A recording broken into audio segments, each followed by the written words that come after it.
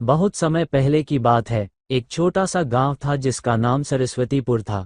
इस गांव में बहुत मेहनती और ईमानदार लोग रहते थे, लेकिन उनमें से अधिकतर लोग पढ़े लिखे नहीं थे। वे अपने बुजुर्गों से सुनी सुनाई बातें ही मानते थे और अपनी जिंदगी को उसी तरह बिताते थे जैसे उनके पुरखे बिता चुके थे।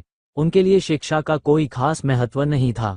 उनका मानना था कि पढ़ाई लिखाई सिर्फ बड़े शहरों के लोगों के लिए होती है और गांव के साधारण लोगों को इससे कोई फायदा नहीं होता। गांव में रामू नाम का एक लड़का था जो बहुत ही जिज्ञासु और समझदार था। उसे हर चीज के बारे में जानने की इच्छा होती थी। वो हमेशा अपने माता पिता और गांव के लोगों से तरह तरह के सवाल करता रहता था। एक दिन उसने अपने पिता से पूछा, बाबूजी, आप रोज खेतों में इतनी मेहनत करते हैं, फिर भी हमारे पास शहर के लोगों जैसी सुख सुविधाएं क्यों नहीं हैं? रामू के पिता ने धीरे से मुस्कुराते हुए कहा, बेटा, ये हमारा नसीब है। हम पढ़े लिखे नहीं हैं, इसीलिए हमारी जिंदगी में यही सब है। पढ़ाई लिखाई का काम बड़े लोगों का है, हम जैसे आम लोगों का नहीं। रामू को अपने पिता का ये जवाब संतोषजनक नहीं लगा। उसके मन में सवाल थे कि आखिर पढ़ाई का इतना असर कैसे होता है कि वो किसी की जिंदगी को बदल सकती है। कुछ महीनों बाद गांव में एक नए शिक्षक का आगमन हुआ। उनका नाम मोहनलाल था और वो शहर के एक अच्छे विद्यालय में पढ़ाते थे। वो गांव में शिक्षा के महत्व को फैलाने के लिए आए थे। पहले तो गांव के लोग उनसे दूरी बनाए रखते थे, क्योंकि उन्हें लगता था कि शिक्षा में कोई फायदा नहीं है। लेकिन धीरे धीरे मोहनलाल जी की बातों ने लोगों का ध्यान खींचा, खासकर रामू का। रामू ने ठान लिया कि वो मोहनलाल जी से पढ़ाई करेगा और समझेगा कि आखिर शिक्षा का असली मतलब क्या होता है। रामू ने मोहनलाल जी के पास जाकर कहा, गुरुजी, मैं पढ़ना चाहता हूँ, क्या आप मुझे पढ़ाएंगे? मोहनलाल जी ने उसकी आंखों में एक विशेष चमक देखी और उन्होंने तुरंत हाँ कह दिया। रामू ने रोजाना उनसे पढ़ाई करना शुरू कर दिया। शुरुआत में उसे कठिनाइयाँ हुई, लेकिन धीरे धीरे उसे पढ़ाई में मजा आने लगा। उसे समझ में आने लगा कि पढ़ाई करने से न केवल उसकी जानकारी बढ़ रही है, बल्कि उसकी सोचने समझने की शक्ति भी बढ़ रही है।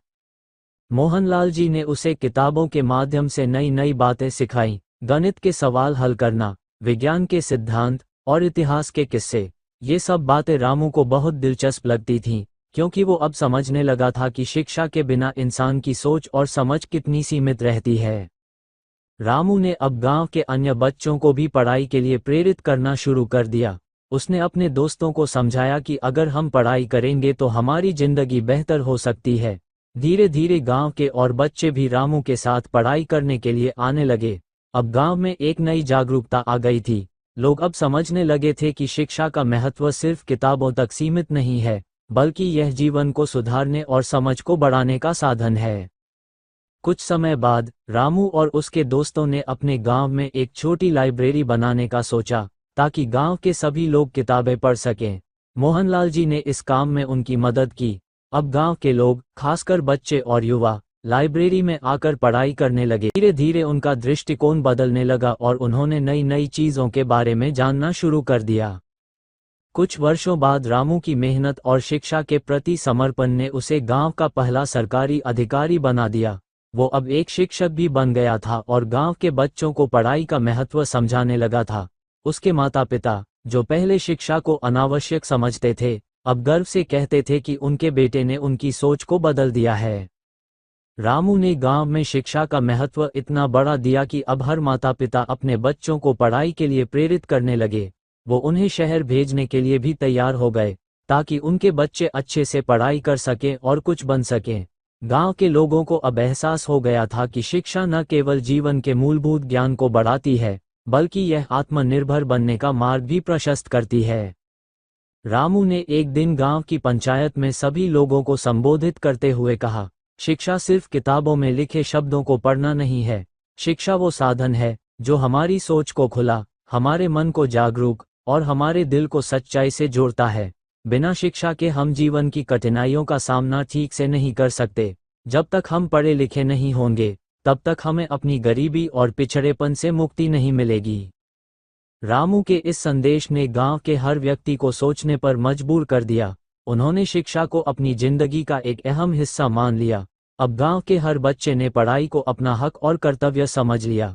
धीरे धीरे गांव का रूप बदलने लगा। गांव के लोग अब सिर्फ खेती ही नहीं करते थे, बल्कि कई लोग शिक्षक, डॉक्टर और इंजीनियर भी बन गए थे।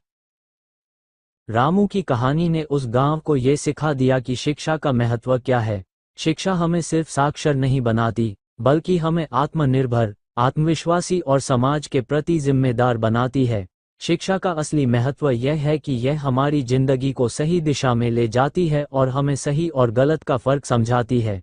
इस कहानी से हमें ये सीख मिलती है कि शिक्षा एक ऐसा दीपक है जो अज्ञानता के अंधकार को दूर कर सकता है।